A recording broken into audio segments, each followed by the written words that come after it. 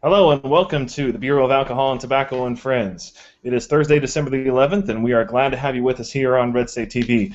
I'm your host, Leon Wolf. I am joined, as always, by my regular host of co-panelists. As always, we have with us Scott Lincicome of the Cato Institute, Neal of the Federalist, Jay Caruso of Pocket Full of Liberty, and F. Bill McMorris of the Washington Free Beacon. We are delighted to be joined this week by our guest panelist, who is a regular contributor at Real Girl Politics, and also a senior contributor at the Federalist, Heather Wilhelm, who is wearing a legit prom dress with us here tonight. We have sequins actually on the program, ladies and gentlemen, for the first time in the history of this august program, which has lasted, of course, 3 weeks. Yes, that's what I'm talking about, Jay. Let's get right into the news. Of course, the big news politically is the CRomnibus fight that is happening right now. A big budget fight wherein the Republicans and Democrats are at least nominally both attempting to avoid a government shutdown, which is actually due to occur somewhere around 3 hours from now if they do not pass some sort of temporary spending bill. Of course, John Boehner has at least allegedly reached an agreement in principle with the Democrats to fund the government, everything except for DHS, through next September. In exchange for a couple of concessions from the Democrats, there are some tweaks to Dodd-Frank and some of the rules I frankly don't understand or grasp, some funding of presidential conventions, and of course the agreement not to fund DHS through anything more than next February. And the first question we're going to go with, and I'm going to throw this right to our guest panelist, Heather Wilhelm, is do you think the Republicans got enough in terms of concessions? And of course this is a very fluid situation. We don't even know if this bill is going to pass, if the Democrats are going to get on board. It's rumored that as many as 60 House Republicans are going to defect over this issue, and Boehner is going to really need some Democrat votes. Do you think that Boehner got enough in exchange for dealing with the Democrats on this issue to fund the government through next September? Well, first of all, I would like to congratulate you, Leon, for making an appearance on the floor of the Senate today. Very, very impressive with yes, Senator Warren. My shame is eternal on this. Bravo! And I mean, really, you should probably be the one who's talking about this. But I don't know what this funding through September business is. You know, talk about giving away something that you didn't need to give away. I've read some commentary about how it would have been so much smarter to do 2 short-term bills, revisited it, in early 2015 when the Republicans have more dominance in both houses. But, obviously, we can all live in a dream world, but, in my opinion, it seems a little silly to be funding the thing all the way through September. Well, let's talk about that a little bit, Scott. Obviously, it seems to me that for 6 years now, pretty much the only lever that the Republicans have had in Congress is the issue of funding, right? That's really the only hand that they've had on the tiller, which is to say, we every so often have these kind of financial deadlines that come upon us that more or less have to be acted upon. And that has been really the only chance that they've had to affect policy in any sort of meaningful way really since 2008. And it seems to me that now that they have the opportunity to actually make some policy changes that actually get to the president's desk, at least in February, it seems to me to be a little odd that they want to kick the can all the way down the road until February. What do you think about this strategy? Do you think it's good on their part, or do you think that they ought to just wait until February and revisit the whole thing then? Well, it's also the same Republican Party that has forever basically tried to convince the voters that the biggest battle is always the next one, that it's always a good idea to concede now and fight later. And then when later comes along, we will concede then and fight later. So it's pretty consistent, I think, with their previous approaches on a lot of this. You also have a Republican Party that is at least a leadership that truly believes that the shutdown was the worst thing to ever happen to the party, and that they don't want to have another shutdown issue. And then finally, let's face it, there's still a lot of guys in leadership and in appropriations who love their corporate welfare, and this CRomnibus is packed full of good old-fashioned corporate welfare. There's, as I saw, about $9 billion in green energy subsidies, just off the top of my head.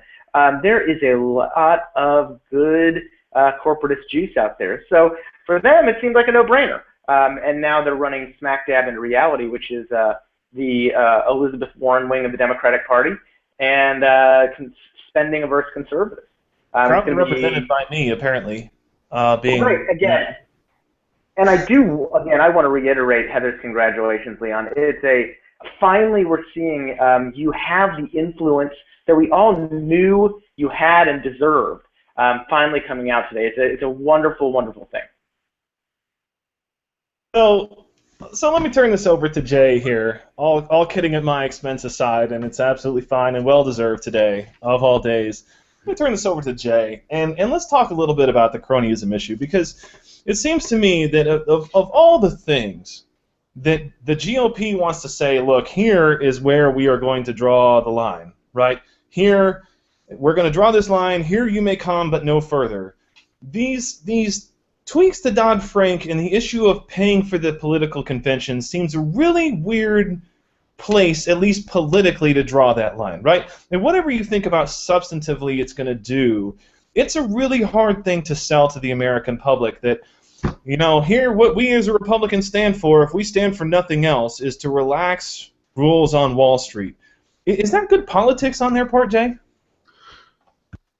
Well, you pretty much answered the question as you asked it. It's not good politics because, first of all, there's two things. Number one, if Democrats can frame it like you said, hey, they're just protecting Wall Street.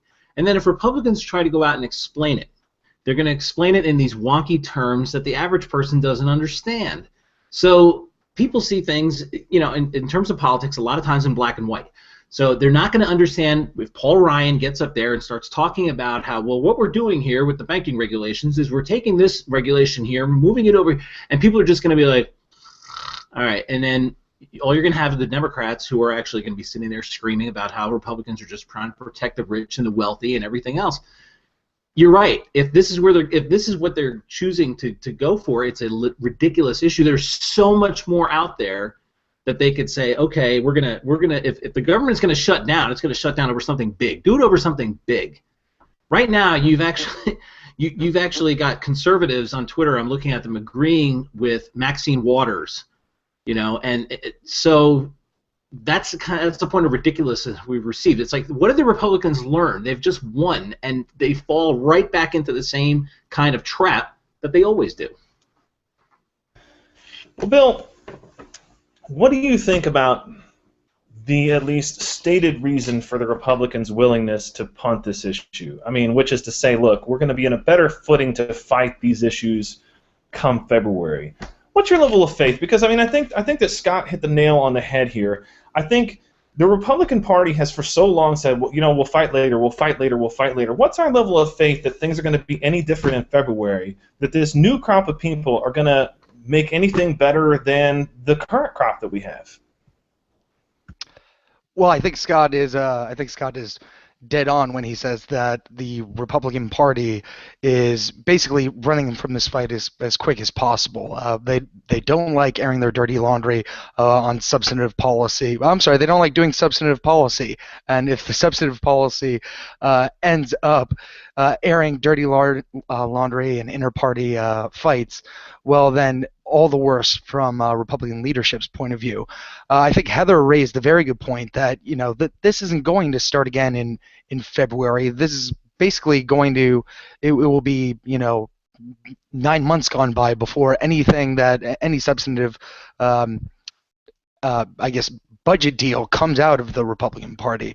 What I really want to talk about here is the 2016 implications of this. And when Republican nominee Ted Cruz and Democratic nominee Elizabeth Warren both get to come out in 2016 and basically talk about who shut down the government better, I'm really excited for that debate to happen.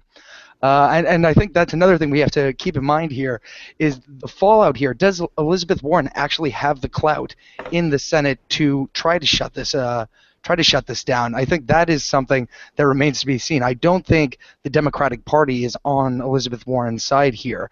I think it embarrasses Obama too much, and I think she's really going out on a limb, overstating, I guess, overconfident in her own position in party leadership. And I would be surprised if she's actually able to muster support to, you know, basically tank everything over the push the push-out rule. And I think the most interesting story that came out from there, not to meander from Ted Cruz to Elizabeth Warren to Cher, but Cher went on a Twitter rampage today about this, and she appears to know more. Yeah, exactly. I think she knows more about the swaps push-out rule than the average reporter, because she tweeted out, "If Prez signs horrendous bill, I lose all respect. Citibank wrote that into the bill, WTF." Then she tweeted again, "Remember, people lost houses, jobs, and savings. Citibank is doing it again. Hashtag CitiFuckingBank." And if that's not the most eloquent swaps push-out rule tweet that you've seen today, well then I challenge you and defy you to find something more entertaining than that. So Heather, as we contemplate how we're going to afford a censor button for Bill in our show budget, Heather, how do you think that this plays out within the halls of the Democratic Party? Because Elizabeth Warren has made it clear that she's gonna make a stand against this bill, whatever it takes. She's gonna go, Ted Cruz or Rand Paul on the Senate floor to try to block it. Obama, on the other hand, has come out and encouraged Democrats to vote for the bill. And you might think, and I think that Bill is right, that already the 2016 implications are in play here. You might think that, already the Democratic Party is fractured into kind of the Clinton wing of the Democrat Party, which really is their own. There are Clinton cultists which are different ideologically from the rest of the Democrats in this country. How do you think it's going to play out as Elizabeth Warren probably tries to pull from the Obama pool of voters as opposed to the Clinton pool of voters? And how do you see that shaking out in terms of the majority that they still have in the Senate? Well, I think, one thing that thrills me about 2016 is that Elizabeth Warren, Hillary Clinton, either way, I'm going to have the time of my life. I mean, this is going to be one of the most entertaining cycles we're ever going to see. But what I thought about Warren's thing today was, to me, her whole big stand on the Senate floor was sort of like a giant subtweet to Hillary Clinton, right? Hillary Clinton, if she runs, talk about somebody who's going to be in the back pocket of Wall Street. And so it's interesting that Warren is making this stand. I think it's really smart of her because her big differential from Hillary Clinton is she can be the true anti-establishment candidate, the true I'm going to shun, the big interests of Wall Street. So that's what I saw Warren stand about. But yeah, I'm not sure if that answered your question entirely, but that was the big takeaway I had. So how do you feel, and let me follow up with you on this, how do you feel about, kind of this populist anger that we're seeing kind of brew up as a left-right coalition in terms of, all throughout the 80s, we kind of, as a party, accepted, a lot of the rhetoric, which I think is true substantively, that tax breaks and extra money to people who make more results in more jobs for people who make less. I mean, that's just an economic reality. But it seems to me that anytime you kind of inch up to that line, people these days get very skittish. I mean, they don't want to talk about it. There's a lot of anger about it. I know Scott's going to have something he's going to want to say about this as a big free market guy as well. But are we as a country past the point where that kind of rhetoric can have any chance of succeeding politically? One thing I think that the Republicans can do, particularly moving forward, when we're thinking about 2016, is I think the GOP really comes across as they're scoffing at anybody talks about income inequality. I mean, you have total garbage stuff on income inequality, but on certain things there is a point that resonates with the American people, and I think developing what Warren's doing right now is optics, right? It's great optics. She is, she's fighting this bill because she's fighting for the people. She's fighting. So I think it all comes down to optics, and it comes down to making smart, concerned policy choices that would actually appeal to the middle class and not entirely. I mean, I understand, like I said, a lot of the income inequality stuff is completely economically unsound, but there is something to it, and I think that the GOP would be really smart to address that in very subtle policy ways.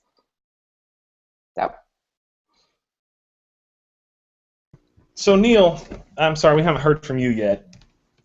Really kind of a lot of the kind of cronyist talk that's been going on with respect to the Dodd-Frank tweet and respect to a lot of the other things that are in the bill that Scott mentioned here has kind of buried the 800-pound gorilla in the room, which is, of course, the fight over immigration that the House is allegedly ready to have with Obama. And their stated position here is, look, we're going to be in a better position to fight this in February. Do you buy that, or is now the time to pick this fight? I mean, isn't there a case to be made that if you wait until February, the horse is out of the barn? I mean, the process is already going to be kick-started. You're already going to have people who are going to be acting in reliance upon this. And if we don't fight it now, it's never going to get fought, at least effectively, from a meaningful perspective? No, I don't agree with that. I also kind of am wondering why anybody expects anything to get done at all right now. It's still Harry Reid's Congress, isn't it? We don't have the new class in yet. They still control the Senate. Nothing's going to get done unless Harry Reid likes it. Am I wrong about that? Yeah, you have to wait until the Republicans actually do control the Congress. They don't have the votes yet. They don't have the Congress yet. So, to my mind, yeah, it's a fight that has to wait. It's a fight that they can easily pick up as long as people keep on reminding them that that's what they should be doing. Vociferously reminding them. I don't see the point of making this a huge deal. Maybe I'm an unprincipled slime. I don't know, but I just don't get it. But they're also not going to have the votes in February, right? Because whatever they pass in February is going to have to get past Obama's desk, and there's a key difference here. That's another thing is, what exactly do people expect to happen in the next 2 years? I don't think we're going to be able to get much done. And most times, that's a good thing. You don't want Congress to be doing too much. But we happen to have an out-of-control executive here. So what is going to happen? I wish I knew, but I'm not looking forward to any kind of dramatic reversal of fortune here. I think we're going to continue to see abuses of the system, and I think we're going to continue to see an inept response by the Congress. Great. I don't know. Anybody else? Now we're all depressed, Neal. Yeah. Thanks.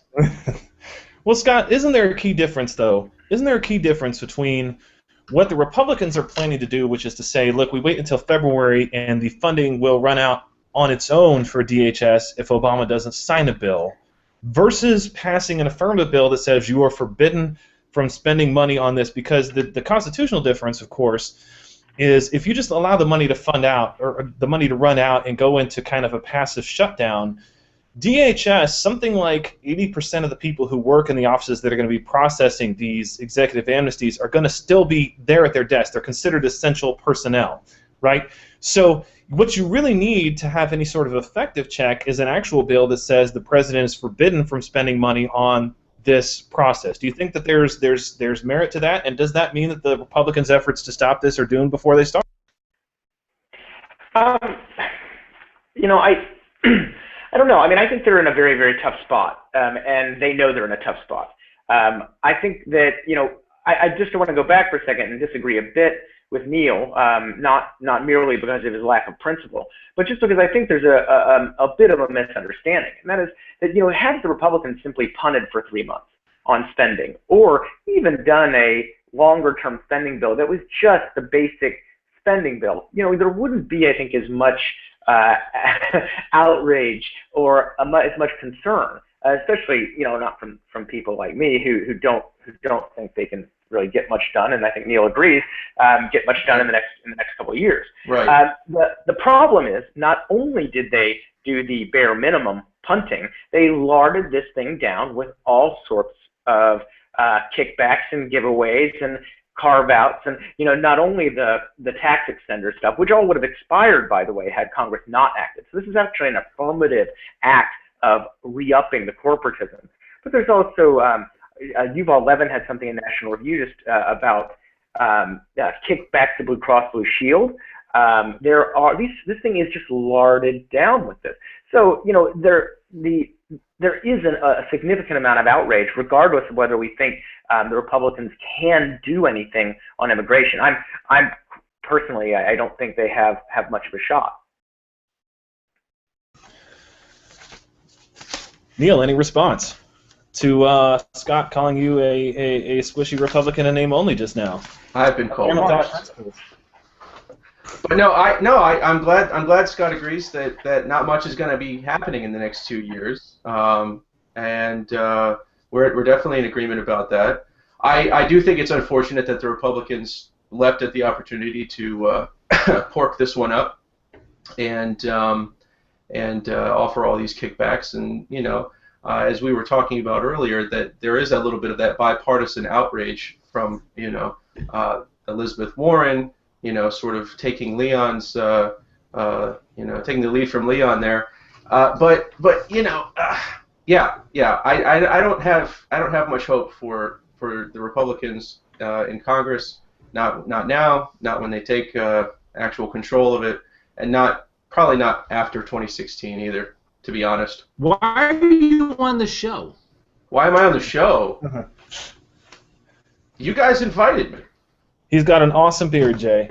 But I think I am here on the strength of the beard. I don't know. It could just be that. Is that it? You tell me. I don't know. Substantively, Jay, if we look at this, is there any scenario under which the Republicans have a chance to use the threat of the shutdown as a weapon and not get blamed for it? I mean, is there any line that Obama and the Democrats can cross and the Republicans can say, now you've gone too far, we are shutting this thing down unless you fix it, and the Republicans don't take a political hit from it? And is Obama essentially granting amnesty on the strength of his own word, that line? So can Republicans ever successfully pass the blame on to Democrats? The long answer is no. They can't, because look, the media, and you could sit there and say, you're complaining about the media, but this is an area where it's true. I mean, the government gets shut down, Republicans are going to get blamed. It's as simple as that.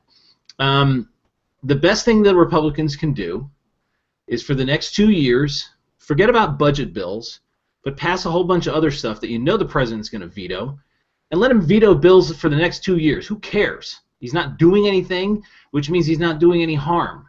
So I love the idea of a do-nothing Congress, because they haven't done anything in the last couple of years, and it's not that bad. So it could be worse, but it's not that bad. I just think the more they stay out of our way, the better. So no, they're not going to win on a shutdown, but go ahead and for the next 2 years, especially when they start sending bills to his desk, all those bills that Harry Reid took and tabled, now they can pass them again, and he can go and he can veto them, and he can go out there and explain every day why he's vetoing bills. It's different than a shutdown. The government is still moving, but now he's not doing anything. Where he was saying, hey, I need a bill to sign. I need a bill. Well, you have your bill now, and you keep vetoing them. So that's what they should do. Well, I disagree to some extent, because I think that. Well, I don't care. I think the idea that what they're proposing to do with this CRomnibus and other bills like it, which is to kick this can down the road for another year at a time, another 6 months at a time, that is not doing nothing. I mean, I think that as Scott points out, I mean, it's continuing a culture that is, I think, destructive to the Republic, and not only that, it's destructive politically to the Republican Party, because it's not. Listen, as the polls showed over and over again, as we went into this election, voters were not happy about Republicans. I mean, the Republicans did not win a bunch of elections because people thought, man, woo, Republicans are great. They won because people were sick of what was going on in the country. And the CRomnibus bill, I think, where this can just gets kicked down the road another year, and kind of the donor class, if you will, continues to get enriched at the expense of ordinary taxpayers. If that continues for another 2 years, I think it's going to be damaging to the Republicans politically and to our chances in 2016. But hold on a second. Let me jump in here for a second. Because damaging in what way? You're using the term CRomnibus. Go ask the average person out there. CRomnibus sounds like something you buy at a bakery.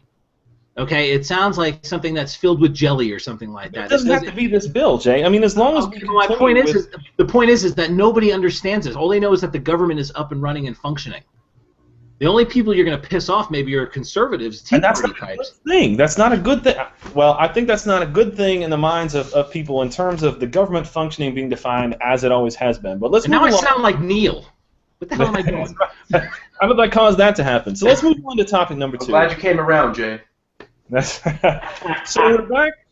We're back, unfortunately, again discussing the topic of rape. We spent about 20 minutes on this last week. And as you guys may recall who were here last week, we were discussing basically 2 different cases. We're discussing the Virginia rape case, and we're discussing the Lena Dunham issue. And at that time, it was really still kind of an up-in-the-air issue as to whether we believe these stories, as to whether we were even comfortable kind of questioning the factual narrative here and where we went. And since that time, it really appears that both of those stories have more or less factually fallen apart. In fact, Rolling Stone has more or less retracted their story about the University of Virginia rape story. And the Lena Dunham thing, we'll talk about that in just a little bit. But I want to talk a little bit, kind of a reaction to that I have seen from a surprising source, was an article that came up in Slate, which was called The College Rape Overcorrection, written by Emily Joff, who is herself a liberal feminist.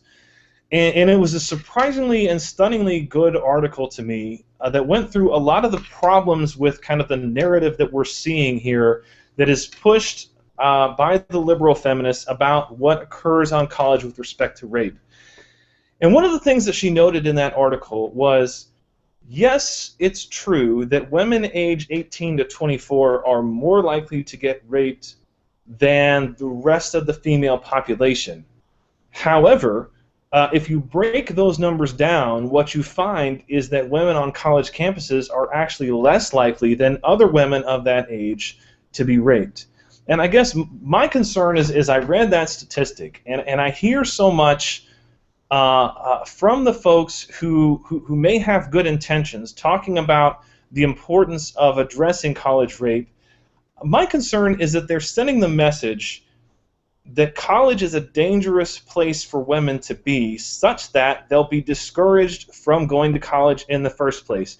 Heather, what do you think about that idea? Do you think that there's a risk with all this that's going on that, because listen, if I, as a father, had a daughter and you told me with a credible statistic that if sending my daughter to college entailed a 1 in 5 chance that she was going to get raped in the 4 years while she was there, there's no way I would be on board with that. Is that a risk that we're creating in our society?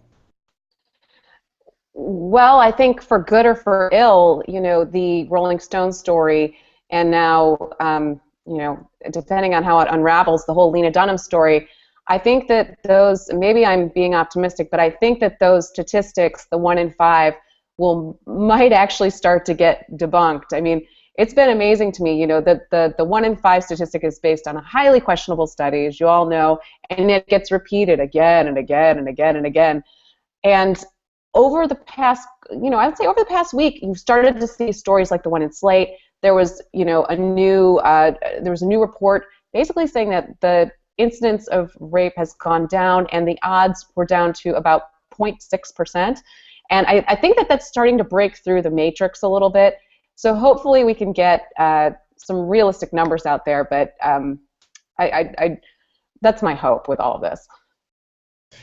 Now, Bill, maybe this is just me and my own patriarchal mindset about things here that I need to break out from. But it seems to me, right, like this is not 1950, right? I mean, it's not, to me, a social life-ending event for a woman to come out and admit that she's had sex outside of wedlock, okay? So are we at the point in 2015 that we should expect kind of a baseline level of competence for you as an adult, is that if you are raped, you need to report the matter immediately to the police? I mean, you can't tell the police, listen, some people came in and broke into my house a year ago, and since that time, I've replaced all the windows, and all the belongings that were stolen, I found replacement items for all of those, and I've cleaned all the surfaces where there might be fingerprints, but I would still like for you to go and find the person who burglarized me. I mean, is that something that we need to say, listen, this is something we've got to expect from people if this problem is ever going to be resolved? I see. What I find so shocking about this entire thing is that we think that college women are the only people alive who don't know this. Everyone else in society is expected, if you get raped, if you have a crime perpetrated against you, go to the police. Somehow we've lost the debate is we actually have to talk about the assumption that college women don't know how to dial 911. It's actually kind of shocking to me, considering these are the best and brightest minds that we have. And these are the people that we have to tell something that my 3-year-old daughter knows how to do, which is call the police.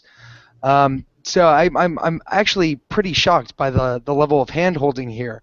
And the other thing is groups like FIRE.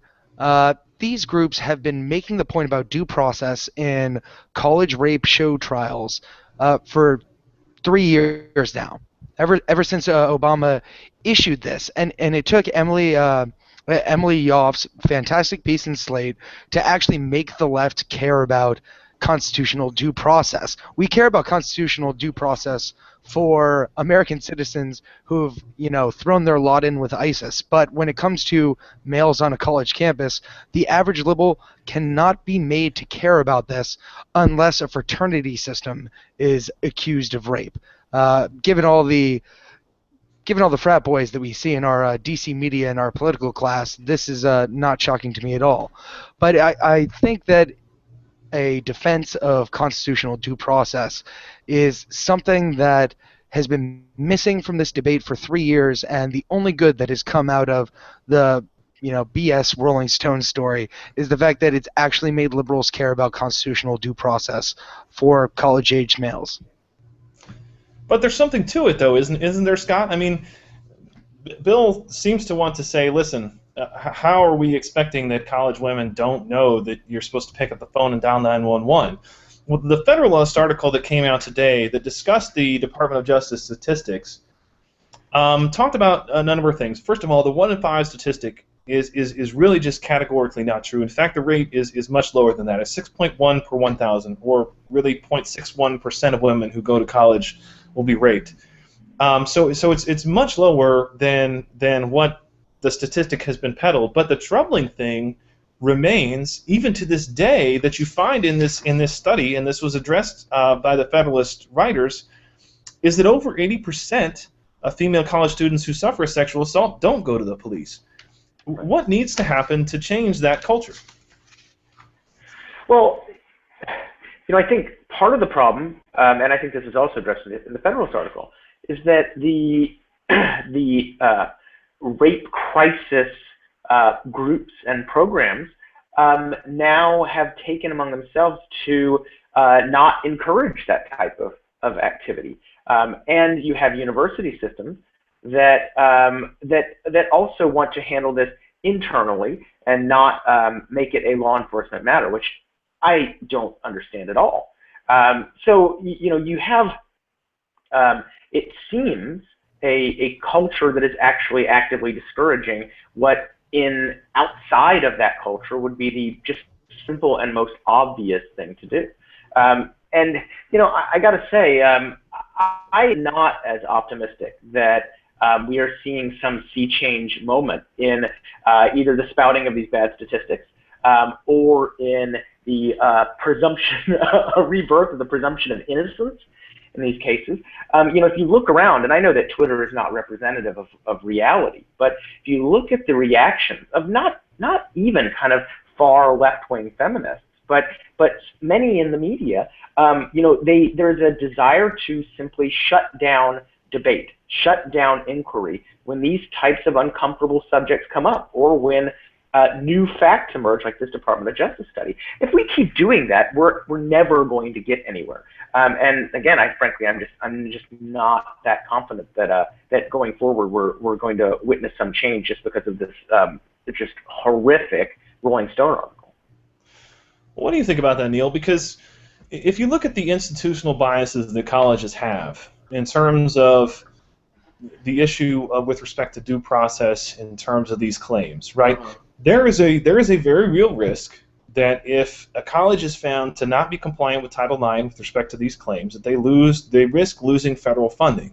Right. Of course, that's a death blow to most financial institutions. On the other hand, you have, as was discussed in the Slate article, right now, 70% of the Title IX claims that are being brought and won are by men who are claiming that their due process rights are being violated by colleges. Right. Is there a breaking point around the horizon to where some level of due process is on the horizon? And I'm not trying to say this in a sense that, look, these people should not be believed, but things like the prosecutor is the same person as the judge, is the same person as the appellate judge. I mean, that is something that would not pass muster in a high school, much less a college setting. Are we at the point where the pendulum will swing back, and if so, where do you think it'll end up settling?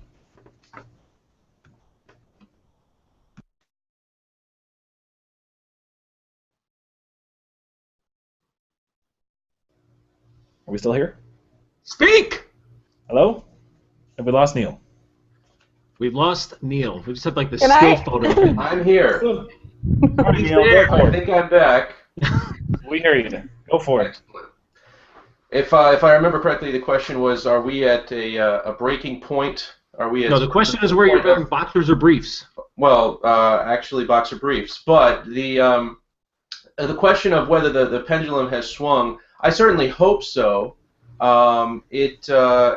It's clear that campus adjudication, the university acting as judge, jury, and executioner here, is not working. 70% of these Title IX cases are being awarded to the accused.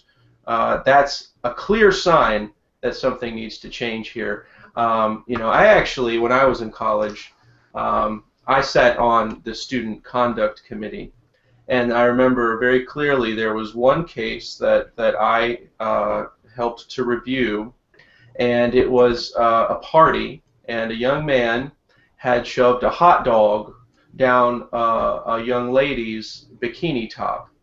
And he was brought before the student conduct committee on charges of sexual harassment. And we listened to the story, and we all kind of looked at each other, and we dismissed it. We were all, college students. There were no women on the panel, whatever. But we all realized this is not something to ruin someone's life over. That, I think, was fortunate for him, because in today's climate, that young man would have been expelled, probably put on some sort of list. As it happens, he happened to work at a bar nearby the campus, and whenever I would go to that bar for the rest of my college career, my tab would be something around $0. So, endemic corruption, I don't know, but the point is, it shouldn't be in the hands of universities. If it's a case of rape, that should go to the police. It should go to an outside arbitration. It should not happen within the university system. We're talking about a crime here, so it should go to the authorities. Well, Heather, what about that? I mean, of course, a lot of campuses, of course, have their own police departments. I mean, here, in Nashville, Vanderbilt has their own, police force. And, in addition to the criminal issue, there is, kind of the student life issue. And I think that probably there is some merit to the claim that, at least in the past, there was an attitude to where the sexual assault claims were not taken seriously enough by college administrations. And I think that there is likewise some merit to the claim that was raised in the Slate article that says, maybe we've gone a little too far the other way in terms of not allowing men to even mount literally any defense of themselves when these sorts of cases come up, or at least any sort of effective defense of their self. Where's the right spot for the needle to land, I guess? I mean, I don't think that necessarily the right answer is that either you prove a criminal case and the guy goes to jail or nothing at all happens. But then again, I also don't think that the right answer is that anyone who is accused is automatically sent home and their academic career is destroyed without mounting an effective defense. Where do you think the right place for us to find ourselves in this issue is? Well, I think the scary thing is that, this is bouncing back to something that Bill said, is that, maybe in the wake of all of these stories that, especially in the Slate story, that people will actually start caring about the constitutional rights of men. And what I've seen in the aftermath of, you know, the Rolling Stone story, the Lena Dunham story, is you see these people writing these articles that essentially say, you know, it really doesn't matter what happens to guys. I've seen several of them, and it's unbelievable. So I think the first step is, you know, A, men are people too, but B, I think settling something as serious as rape through a college administrative board is ridiculous, and I think it diminishes the crime. So that's what I would say about that. Well, let's talk a little bit about a specific case, right? So we're fortunate, Heather, and I'm still with you here. We're fortunate in the UVA case to at least not have, I mean, we have a fraternity who has been, you know, kind of dragged through the mud, but at least not an identifiable person, right? Which is kind of one step removed. But with respect to the Lena Dunham issue, which I understand that you heroically suffered through literally the entire book that Lena Dunham wrote, it's clear to me that she intentionally and falsely targeted an easily identifiable actual person at Oberlin. And she was forced essentially by her lawyers, I should say, to issue kind of a public and self-serving sort of apology in BuzzFeed. I mean, is that enough? I mean, are we at the point where something more needs to be done when these sort of issues crop up than, you know, just a libel suit for anybody who's got enough money to afford a lawyer? That's a great question, and I think, you know, if Random House and Lena Dunham don't get sued for this, I would be surprised. You know, it's, as I wrote in my column, she claims that this was a bizarre and surreal coincidence that she pointed out a campus Republican at Oberlin, where there's approximately one campus Republican named Barry. I just can't buy that. So what's going on in her crazy mind, I don't know, but I think the repercussions for that should be pretty serious. And, you know, she got a pretty big advance in that book, so I'm maybe she could share a little bit of it with Barry. I don't know, but yeah. And not only that, I mean, if one of the things in his column at NRO, which kind of started the whole wheels turning on this issue, was he apparently has watched some issues of the show that she's on. I've never seen it or wasn't even aware that it occurred until this kind of story blew up. Was that there's an episode of the show where she gets involved in kind of an altercation with her boss, and one of the things that she threatens the boss with is I'm going to write an essay and say that you raped me. I'm not going to change your name. I mean, doesn't that kind of lend some credence to the point that this was done with some level of malice on her part? If you read the book, it is quite literally, and I don't recommend that you read the book. It was a terrible, terrible experience. It's the rantings of a crazy person. It really is. And if you've watched her show, it's the same thing. So I absolutely wouldn't put that past her. Again, this is my conjecture, and this could all be a bizarre and surreal coincidence. I don't really buy it. Jay, are you with us? All right, Bill, we're going to you next. So, all this having been said, and you know, as a guy, I'm probably sensitive to the issue of these due process claims, and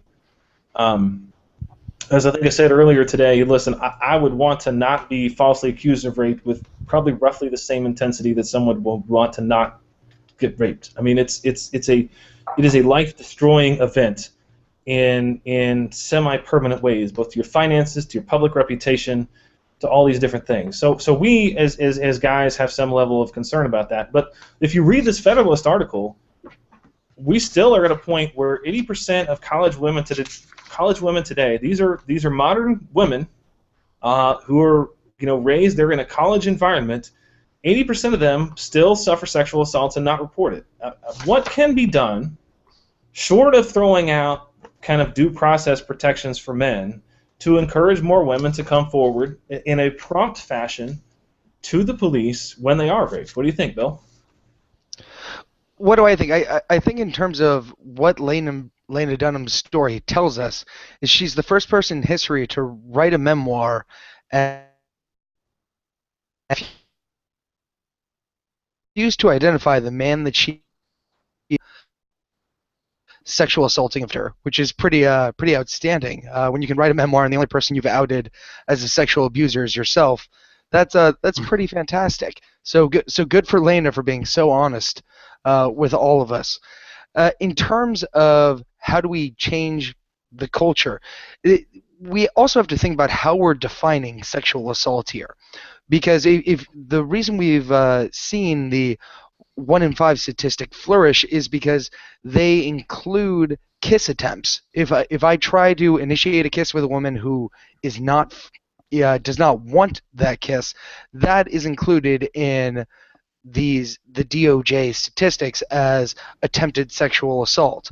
So the idea that 80% of rape victims aren't going to come forward, I'm dubious of that statistic. How do we crack down on actual boorish behavior? Well, I think that I like to agree with the Weekly Standard cover story, which basically said that what the affirmative consent crowd has actually done is they've reaffirmed the conservative Victorian values that guided college relationships, all relationships, for basically most of human history before we had the sexual revolution. So if feminists are really serious about cracking down on this gray area of sex in which so many people can feel so violated, well, maybe let's start turning back the clock on that, sex positive culture they have, so they've put their entire hopes and dreams behind. It turns out that sex hurts women, as the Federalist has, very casual sex hurts women, as the Federalist has, so eloquently put it. And maybe we should, teach men to be chivalrous again. That's kind of my my big thing. I have 2 daughters. Help them if they ever meet men like me on, college campuses.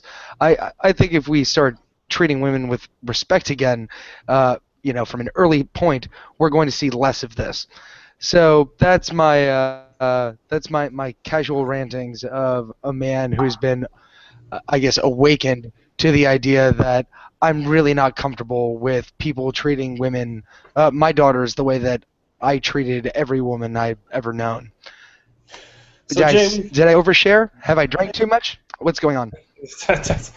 Jay, we've heard from Cro-Magnon Bill here about his thoughts. Do you have any other ideas as to what we can do? I was going to go to you before we short it out. What can we do, short of tossing out, due process protections for men? What can we do to encourage more women to come forward with these types of claims? Well, the first thing we should do is toss out due process for Lena Dunham in all manner of speaking. I don't know. I guess part of the problem is that there's this culture, like they're talking about on college campuses nowadays, where the schools are trying to keep a lid on this stuff. And I think I talked about it a little bit in the last night. I think a lot of it has to do. I think there's a lot of money issues there. If a college becomes known as some kind of haven for sexual predators based upon criminal statistics, well then people like Bill are going to be less likely to send their daughter to that school. I have a daughter.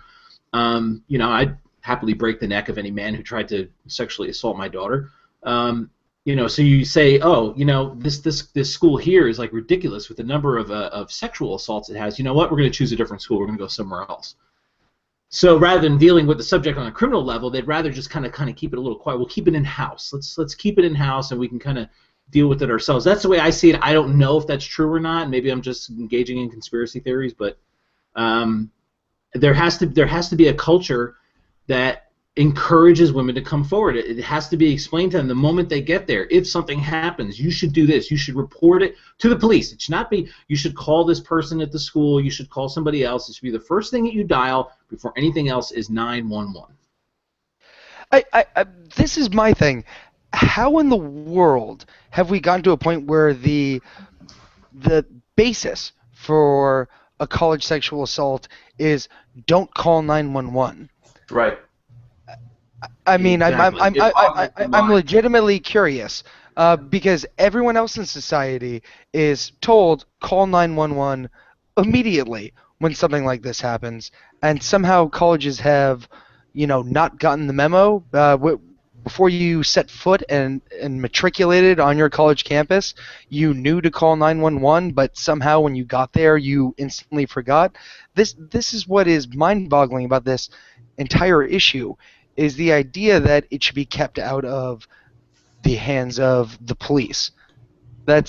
I don't think it's a culture. I think it's a weird, rash justification for this power grab and abrogation of rights, is this idea that somehow people don't know to call the police.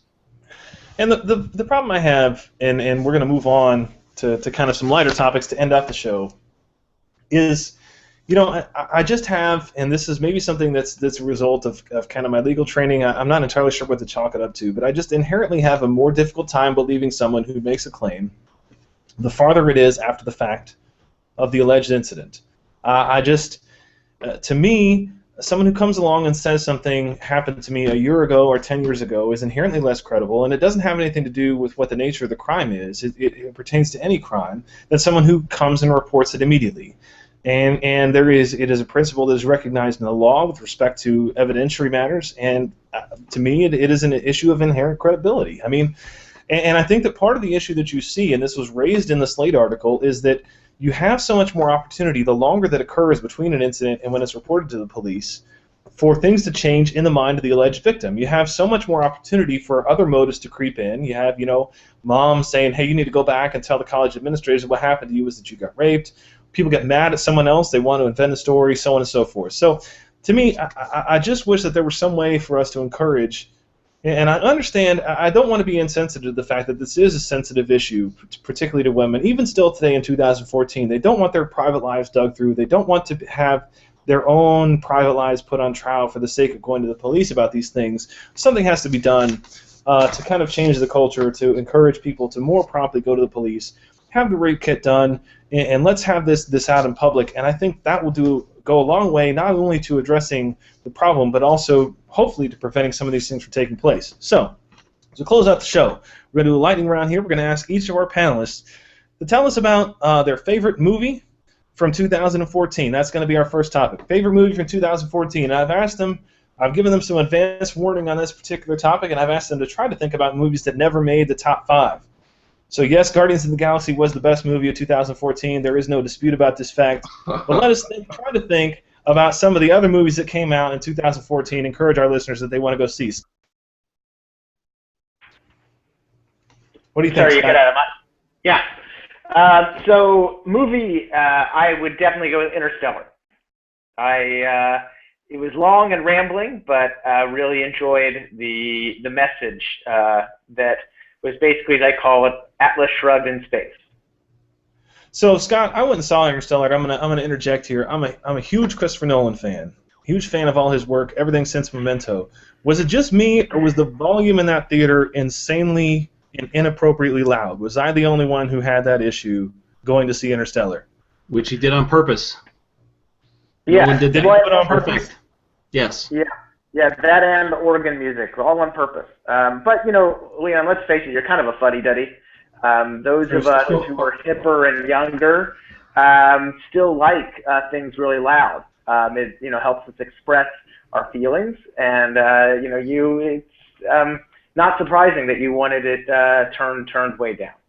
Yes, you kids these days with your music in your pants. I understand. Scott, or Neal, what's your favorite movie 2014? Actually, I just saw it the other day, rented it. It's Edge of Tomorrow. This was one that didn't do well at all, but it was This is the Tom Cruise movie, right? I'm sorry? Tom Cruise movie? Yes, Tom it was Cruise. a Tom Cruise movie, and I am a huge fan of Tom Cruise action sci-fi films. Just about anything that he has done in that genre, Me too. I will watch. Everything, whatever. So Edge of Tomorrow, it was really good. It was a very nicely realized world, great special effects, cool premise, and Tom Cruise dies like 75 times in the course of this movie. So if I can't agree strongly enough with you, Neal. That was a fantastic movie, and I meant to go see it 2 or 3 times in the theater, and I just never got around to it. But I will be seeing it repeatedly, because to me, what makes a great movie is a movie that you'll watch 3 or 4 times, and you'll see new things every time. And I get the sense that's going to be one of those movies. Yeah, it is, and it's a lot of fun. I definitely recommend it. Jay, you're up next. What do you got? Same thing, Edge of Tomorrow. It was funny. I was looking at Box Office Mojo, and I was surprised to see that you know, a movie that the total budget was like $178 million between the movie and the marketing, and only made $100 million. But I actually thought I'm with Neal. I thought it was great. I like Tom Cruise in those types of roles, and the movie was funny. It was kind of like a sci-fi action version of Groundhog Day in a sense. You know, there were some very amusing parts. So a lot of action, great special effects, just a lot of fun. I saw it in the theaters, and I've actually already watched it a couple times. I've rented it and watched it twice after that. Like you said, I've seen it a few times, and there's those little things that you didn't see the first time around that you see the second time around. It's a lot of fun. Heather, you're up next. What's your favorite movie of 2014? So I never go to the theater, ever. It's like I consider it a complete waste of a babysitter. So this year I've seen Gone Girl, and I've seen The Hunger Games. That's what I got under my belt. But I'm going to throw this one out there. This year I watched Fargo for the first time. I'd never watched it. That movie is amazing. I'm going to throw Fargo out there for best of 2014. You're gonna start a controversy with me personally. I'm a huge Coen Brothers fan, but I cannot stand that movie, and I don't know why it is. To me, everything. You hate people from Minnesota.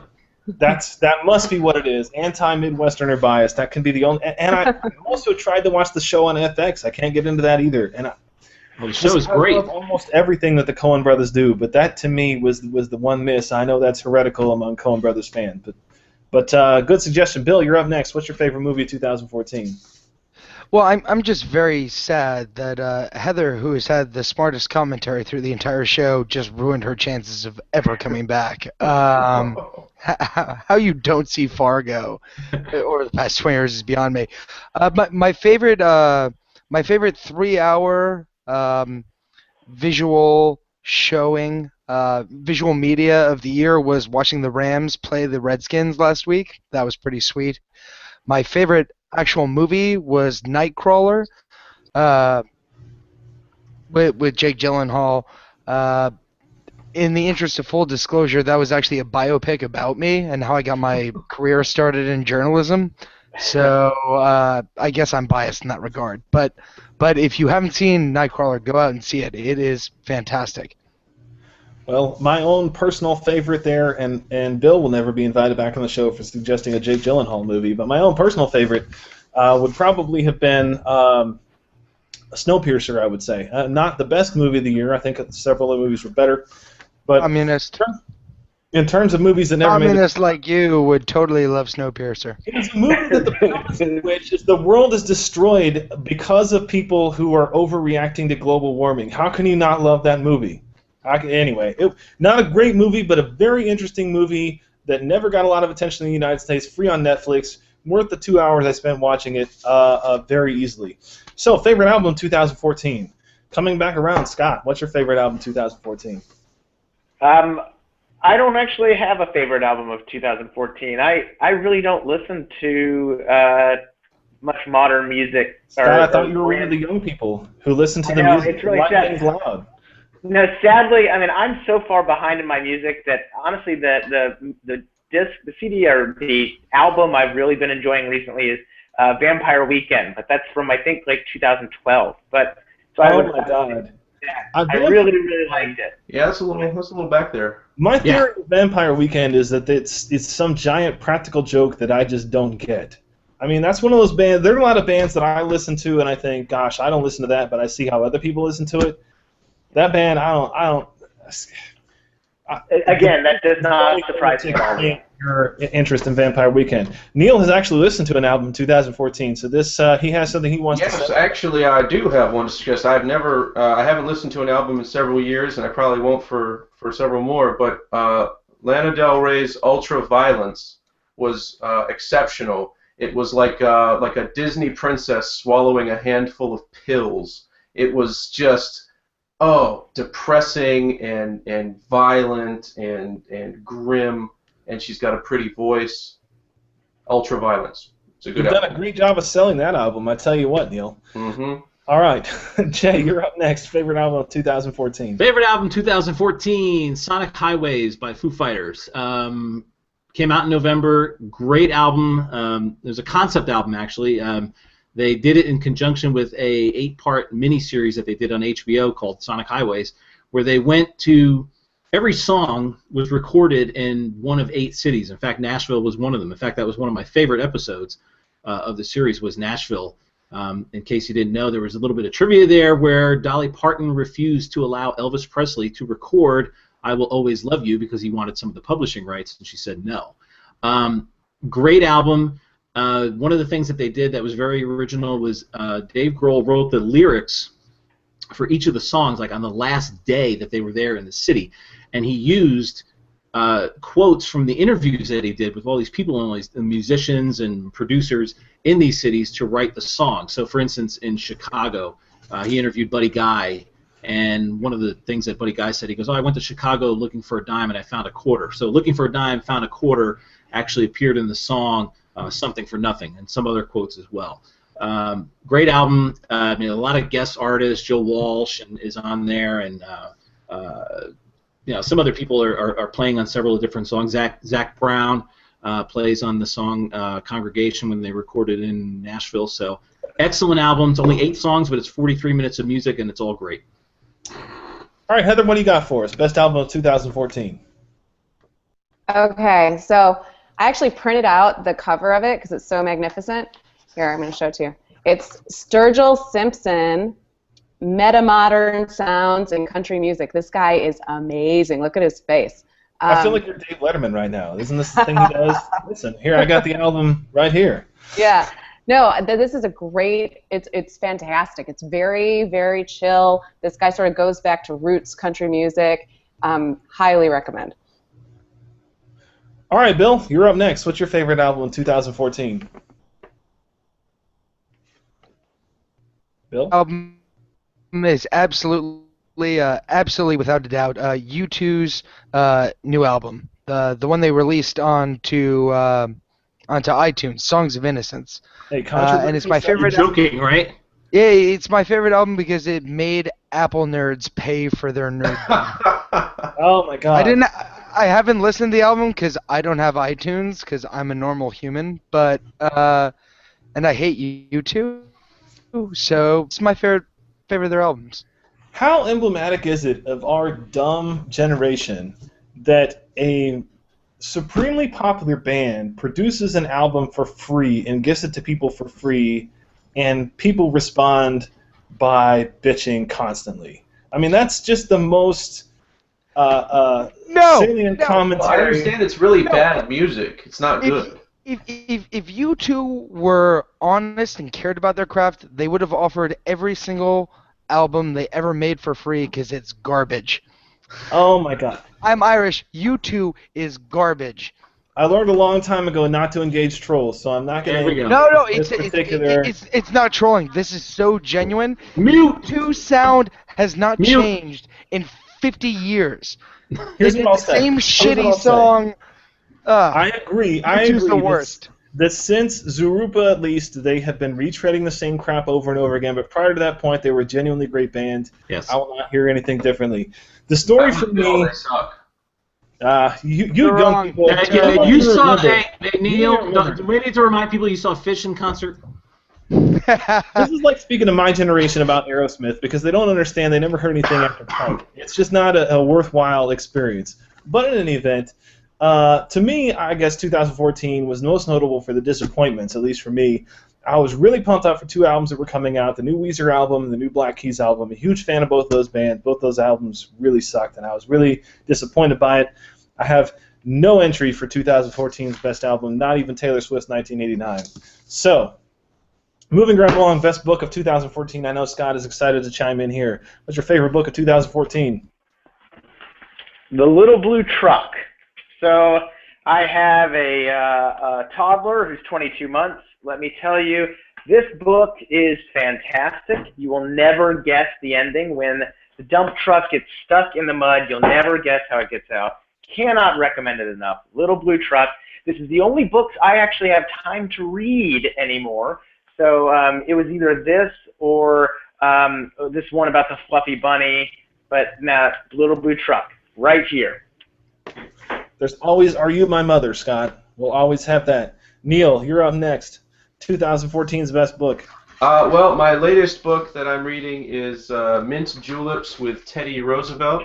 It's the complete history of presidential drinking, goes through every president and their favorite drinks if they happen to have one.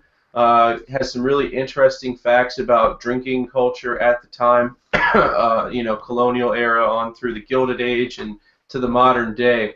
So I think I'm right up to about Benjamin Harrison right now. So I've got a little ways to go, but fun book. And since I'm a professional drinker, it is sort of aligns with my interests there. How does one get to be a professional drinker, I wonder? And are there applications that I can submit? I'm still not sure myself how I lucked into this position. Are you licensed in the state of Virginia? Am I licensed? No, we're a Commonwealth, sir. But you do have to get all of your alcohol from the state store. You have to stand in line like a Soviet waiting for the potatoes. I've had to make road trips to Charleston and to D.C. before to get good stuff. So. Well, Neal was an amateur drinker, but then he shoved a hot dog in a girl's bikini bottom. That's the ticket right there. That is it. All right, Jay, you're up next. Favorite book of 2014? I don't have a favorite book of 2014. I have a book that's about 23 years old, and everybody should read it. Okay, it is called Rebel Without a Crew. Now, if you're a creative person in any sense, and that probably excludes pretty much everybody on this panel, but if anybody who's watching is a creative person, Rebel Without a Crew. It's written by Robert Rodriguez, director. You've probably seen some of his movies. From Dusk Till Dawn? Yep, From Dusk Till Dawn. His first movie was called El Mariachi. It was made in Mexico for $7,000, and this guy wound up going to the Sundance Film Festival based on that movie. What's great about it is, again, you don't have to be a movie maker. You can be a writer, you can be an artist, you can be anything, and it's just basically this guy, it's his journals, and you read about how he stretched every dollar, all the little creative things that he did, and it's just very inspiring. I read this book at least once a year. Rebel Without a Crew, or how a 23-year-old filmmaker with $7,000 became a Hollywood player. Thank you, Jay. Heather, favorite book of 2014?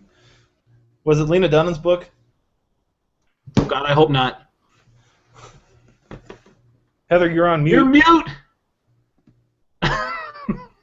Sorry, guys. Rookie mistake. Okay. So what I was saying is I wasn't even going to dignify the Lena Dunham line with an answer. But, okay. Here's mine. It's not from 2014. I'm getting it. It was under my computer. This is The Faces of Texas, which I'm reading right now. I'm a new Texan. This is a magnificent book. I recommend it to everyone. You can see Willie's on the cover. But they've got profiles of Texans from all across the state, all walks of life, beautiful photography. Highly would be a good Christmas gift. Highly recommend it. Thank you, Heather. Bill, favorite book of 2014? This one's a no-brainer. It's my new published realist novel called The Hedgehog Conundrum. I got it right here. It hasn't found a publisher yet, but someday it's going to. It's about a sprightly young hedgehog named... I think we're all better for the fact that Bill got... I didn't come with an answer for this one. You know, it's called The Long and Short of It by Gary Saul Morrison. It's analyzing it's analyzing basically the way we use words in short form and how you can tell more of a story in 2 sentences than most people can go to by writing realist novels. It's actually a fantastic book. Highly recommended to everybody I see, and it's published by Stanford University Press. So it's not going to be some top seller, but it deserves to be. Long and Short of It by Gary Saul Morrison. Thank you, Bill. Very important topic in terms of clarity of writing and brevity. My own personal suggestion, again, I'm going to cheat here. I don't have a 2014 recommendation because I fell into a hole this year where I read almost exclusively books about World War I. So I have to recommend, it's actually a very old book. It's called The Price of Glory by Sir Alistair Horn about the Battle of Verdun in 1916. Very compelling book, very educational book for folks about what war was like back then in the coming of the industrial age, and cannot be highly recommended enough, not only as a literary work, but also as a historical work as well. We're closing off our show. We've actually gone a little bit over time. want to thank all of our guests for being with us. First of all, our regular panelist, Scott Lincicome from the Cato Institute. Thank you for joining us. Neal Dewing from the Federalist. Glad to have you with us as always. Jay Caruso, Pocketful of Liberty. F. Bill McMorris of the Washington Free Beacon. We're always glad to have him with us. And thank you especially to Heather Wilhelm, who is a guest panelist with us tonight from Real Clear Politics and from the Federalist. Appreciate all of our listeners for being with us and apologize for going over time. Hope you guys enjoyed the show, and we hope to see you back again next week on Red State TV. Thank you for being with us on the Bureau of Alcohol, Tobacco, and Friends.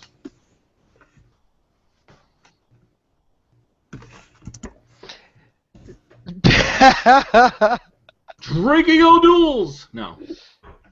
Oh, I'm back, man.